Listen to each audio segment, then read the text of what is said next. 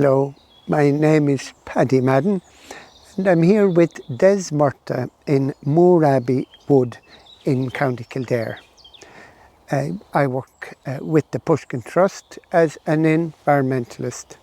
Now this organisation uses engagement with nature as a springboard for triggering children's creative impulses and for encouraging their cooperation and understanding with and of each other.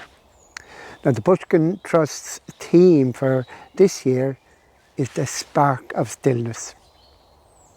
As you know, the Pushkin Trust programme, it inspires children and educators to co-create through writing, dance, music, art, and the Irish word Spraga, it comes to mind when one contemplates the work that the programme accomplishes.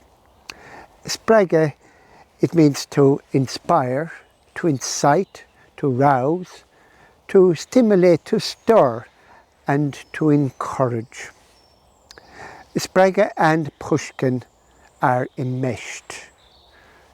Now today we're exploring the Spark of Stillness in a bluebell wood in May. First, a little recap on mindfulness and the benefits of noticing nature on a daily basis.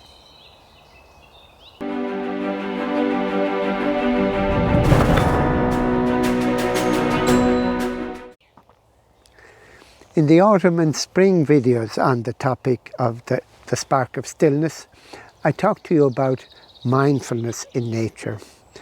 Now here's a recap. Mindfulness, it's learning to focus, to exist in the present, to be alive to the present and not be distracted by past, present or future concerns. When you are mindful, you're not thinking of the past or the future. You're concentrating on what is in front of you right now, using all your senses. It is being attentive and not letting the mind wander around and be distracted. This allows the mind to quieten down, lay worries aside and be creative. The great poet Wordsworth wrote, "With an eye made quiet by the power of harmony and the deep power of joy, we see into the life of things." Now, mindfulness activities, including forest bathing for children, they can be accessed on the link below, and the link directs you to the Forestry England website, where there are great activities.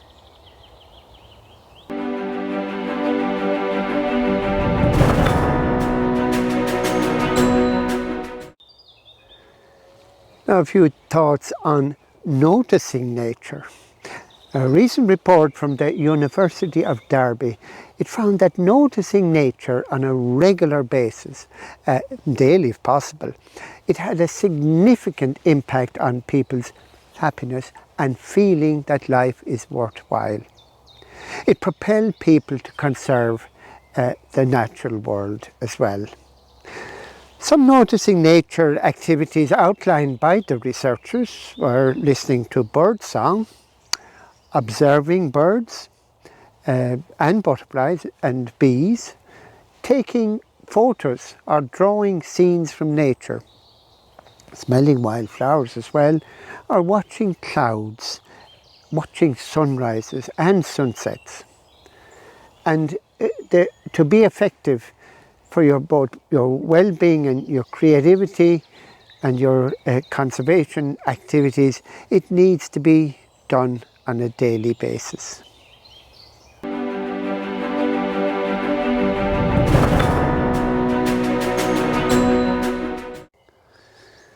You can do some simple, effective noticing nature activities just around your school.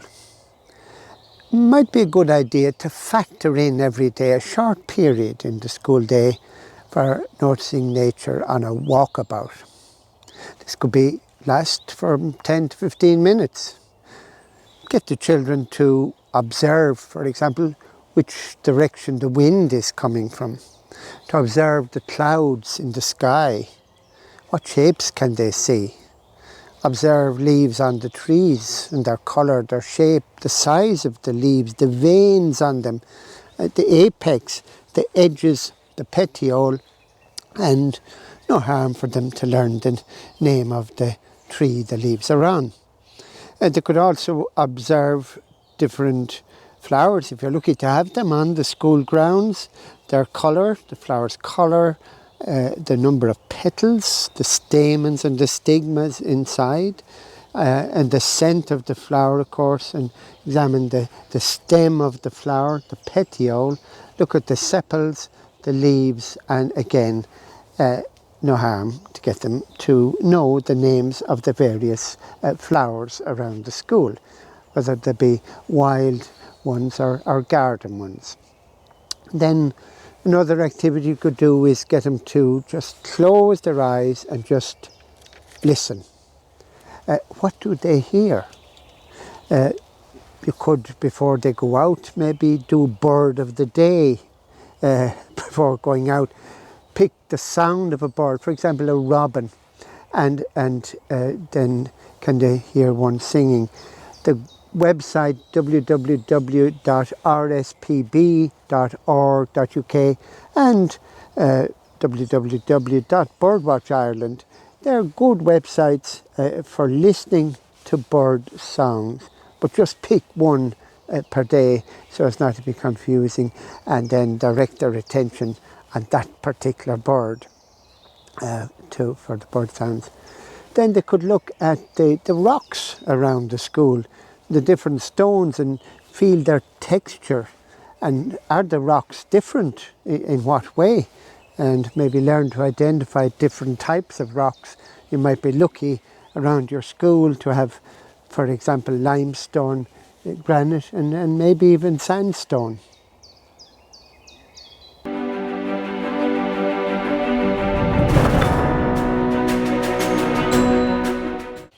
If you can, visit a wood with the children around now. Nature unfolds completely at this time of the year. Every day it's full of change and exuberance, and a wide variety of colour, scent, sound and smells. They can all be experienced at this time of the year in a woodland or in a woodland setting. Now, in the woodland edge, plants such as bluebells and wild garlic come into full bloom before the leaves open out completely. They are opportunists because when the wood gets darker, very few insects will visit. These flowers then, of course, cannot make fruits and seeds unless the insects come in and rob the pollen and bring it to another plant. The wood insects, they certainly like heat and not complete shade. Plenty of sunshine still gets through now, so the insects visit and they carry pollen from flower to flower. This pollen, it helps the plants to make fruit, of course, with seed. That makes the plants happy because they want to make sure they won't disappear from the earth or become extinct. When the trees and bushes come into full leaf, however, the insects disappear, and so do the plants. They disappear under the ground. You won't see them again in bloom until this time next year. Now, we do have a PowerPoint of explaining all about pollination. Now, the edge of a wood, it's full of variety. Flowers make colour and birds make music. In the ground layer, mosses, rotting logs and insects, they can all be investigated in the ground layer of a wood. In the field layer then, you have the bluebells there and forget-me-nots, and you will find ramsons as well, all contrasting beautifully, the blues and the whites.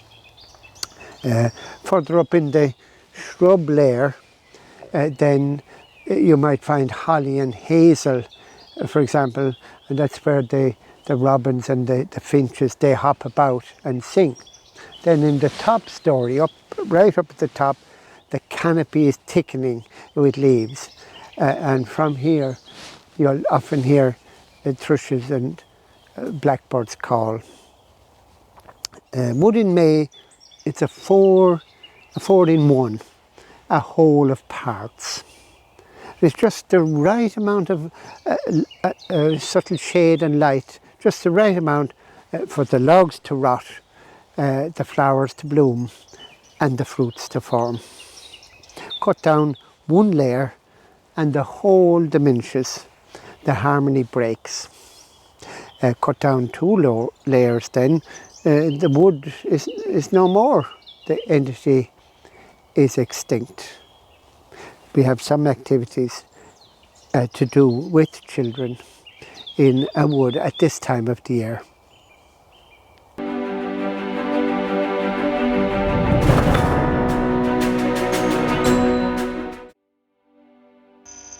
Pollination.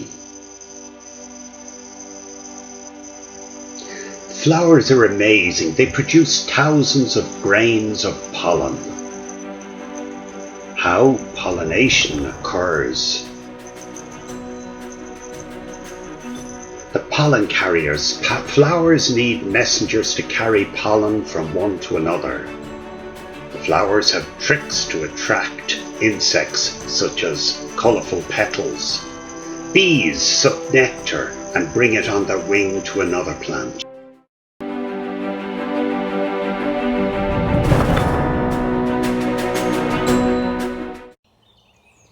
Now, if the class can visit a wood in May, explain to the children about the opportunistic lifestyle of the woodland flowers, and then ask them maybe to sketch the 4 layers of a wood, putting in flora and fauna, and they could do this in pairs. Ask them to sit still and close their eyes. Use all their senses to hear and smell what's around them.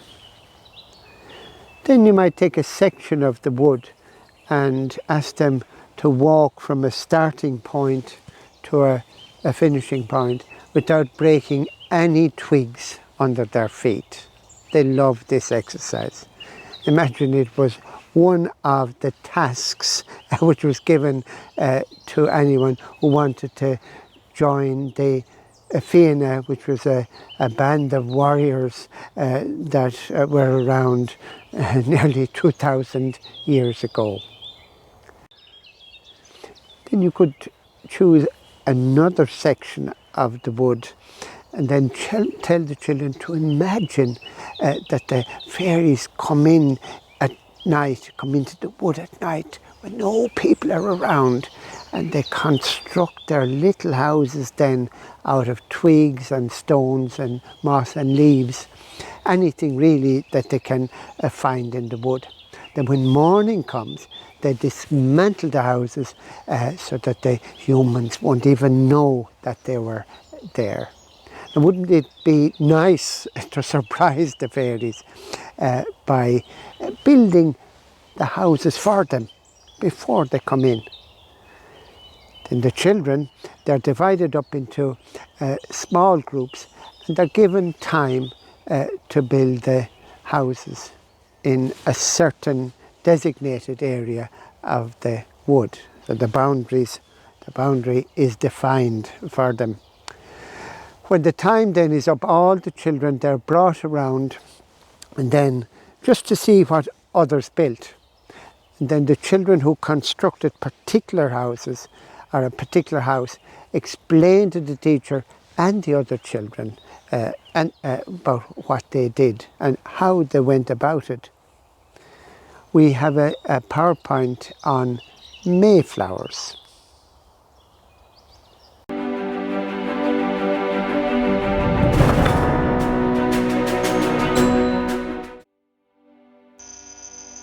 beautiful flowers you will find in the month of May are bluebells, cowslip, of whitethorn, cow parsley, lady smock or cuckoo flower, hedge garlic or garlic mustard, wild arum or lords and lady.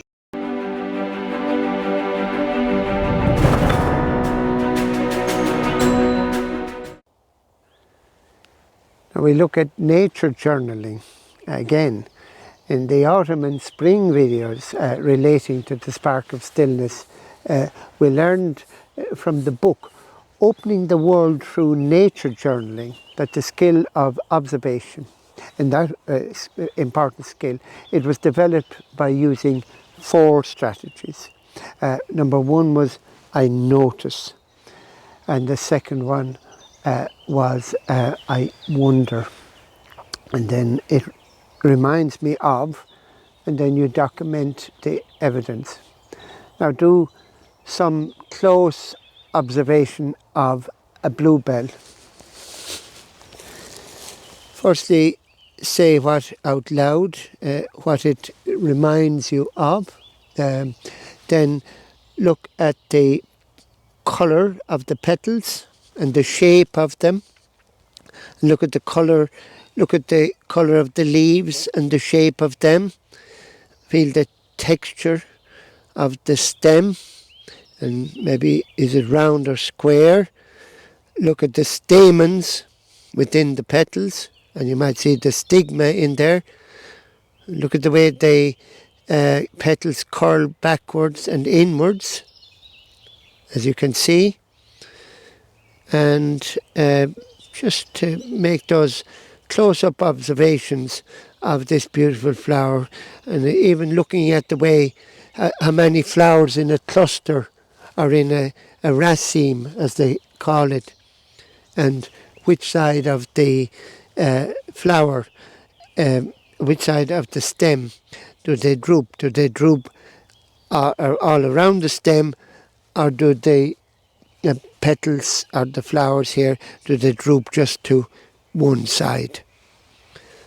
Get them to listen to one another, making their observations, which they make out loud.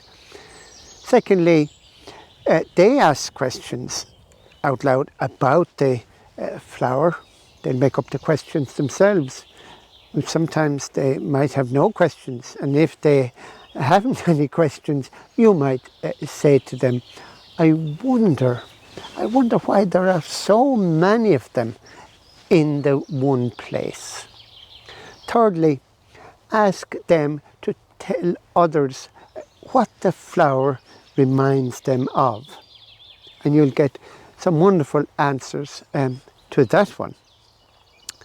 Finally, then get them to make a sketch of the flower, looking closely at all the parts of it and looking at the shape and the colour, the texture and the size of it, as we were just doing. We do have a PowerPoint on nature journaling.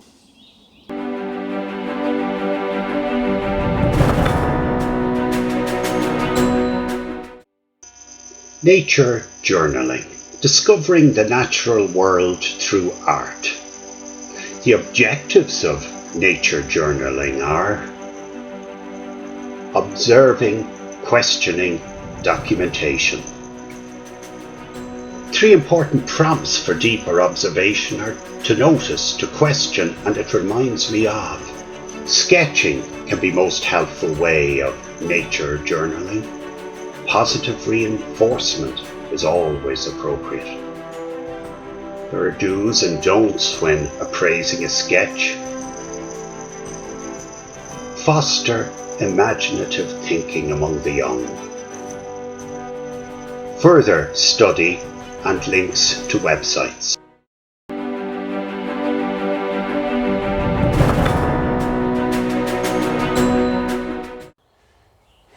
Now you could get the children to compose their own poetry. Have a look again at the book Opening the World Through Nature Journaling. They could compose, for example, an acrostic poem using the word bluebell or bluebells. Then teaching children how to engage with the poetry writing process. That's found in the book and very well explained how to teach them about metaphor. It's on the book, and letter poems, collaborative poems, for example, haikus, 5 cents poetry, and just simple rhyming. I found a nice poem by the children's writer Enid Blyton on bluebells, which I will share with you. This poem, it's called Bluebell Time. Bluebell Time.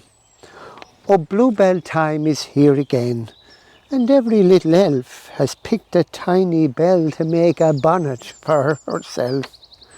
And all the brownies pick them up, they ring them as they go. Jingle, jingle, hear the tune, the prettiest one they know. I'd like to creep into the wood and see the bonnet blue and hear the bluebells ringing loud. I wish I could, don't you?